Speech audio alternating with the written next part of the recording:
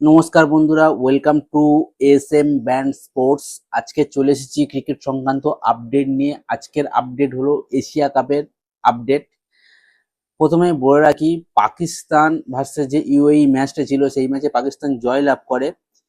কিন্তু পাকিস্তানকে আর কি বলবো, পাকিস্তান নিজেই একটা হাসির খোরাকের মতো জায়গায় পৌঁছে গেছে। প্রথমে বলেছিল যে তারা ম্যাচ খেলবে না, ভারত যেহেতু হাত মেলায়নি তাই তারা ইউএই ম্যাচ খেলবে না, সেই জন্য তারা খেলতে নামেনি।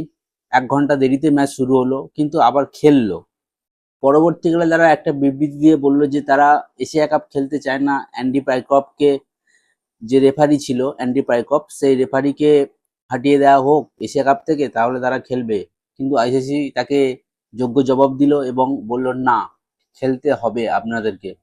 এবং ইউএই ম্যাচে অ্যান্ডি পাইকপই ছিল ম্যাচ রেফারি। এটাই মজার বিষয়। সেই সময় যখন ম্যাচটা চলছিল মনে হচ্ছিল যে ইউএই জিতে যেতে পারে, এমন একটা পরিস্থিতি তৈরি হয়েছিল। কিন্তু অবশেষে পাকিস্তান বড়সড় জয় পায় এবং এ গ্রুপ থেকে ইন্ডিয়া এবং পাকিস্তান দুজনেই কোয়ালিফাই করে গেছে। এবং আরো একটা ম্যাচ আমরা দেখতে চলেছি সানডে, এই সামনে রবিবার আরো একটা ম্যাচ দেখতে চলেছি, ইন্ডিয়া ভার্সেস পাকিস্তান ম্যাচ। দেখা যাক সেই ম্যাচে কি হয়। তো যদি আসি গ্রুপ বির কথায়, আজকের গ্রুপ বির ম্যাচ ছিল, যেটা মোস্ট ইম্পর্টেন্ট ম্যাচ ছিল। সেই গ্রুপে আফগানিস্তান বনাম শ্রীলঙ্কা এবং হাড্ডাহাড্ডি ম্যাচ হয়। আফগানিস্তান যথেষ্ট ভালো খেলেছে। আফগানিস্তান 20 ওভারে 169 রান করে 170 রানের লক্ষ্যমাত্রা দেয়, কিন্তু জবাবে ব্যাট করতে এসে শ্রীলঙ্কা ম্যাচটা জিতে নেয় 4 ওভার থাকতে। এবং মানে শ্রীলঙ্কাকে কোয়ালিফাই করতে দরকার ছিল 101 রান, সেক্ষেত্রে তারা ম্যাচটা টোটালি জিতে যায় 171 রান করে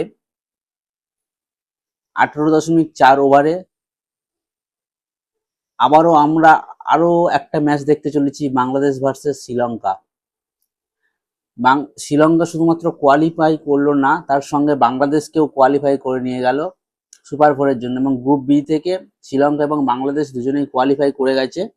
আরো একটা দুঃখের খবর জানাই, দুনিত বালগের 1 ওভারে 5টা 6 খাওয়ার পরে, তার জন্য এমনিই দিনটা খারাপ যাচ্ছিল।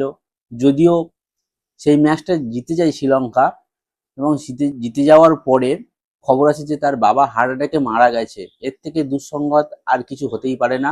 তার বাবাও একজন ছিলেন ক্রিকেটার, 52 বছর বয়সে হার্ট অ্যাটাকে মারা গেল আজকেই।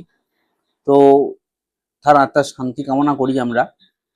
এবং জুনেদ বালকে বলবো যে তিনি যেন না ভেঙে পড়ে, তার অনেক ভালো কেরিয়ার পড়ে রয়েছে এবং ভবিষ্যতে আরো ভালো কিছু করবে শ্রীলঙ্কার হয়ে, এই কামনা রইল। তো এই ছিল আজকের ছোট্ট আপডেট। দেখা হচ্ছে অন্য কোনো ভিডিও নিয়ে, অন্য কোনো আপডেট নিয়ে। ততক্ষণের জন্য টাটা।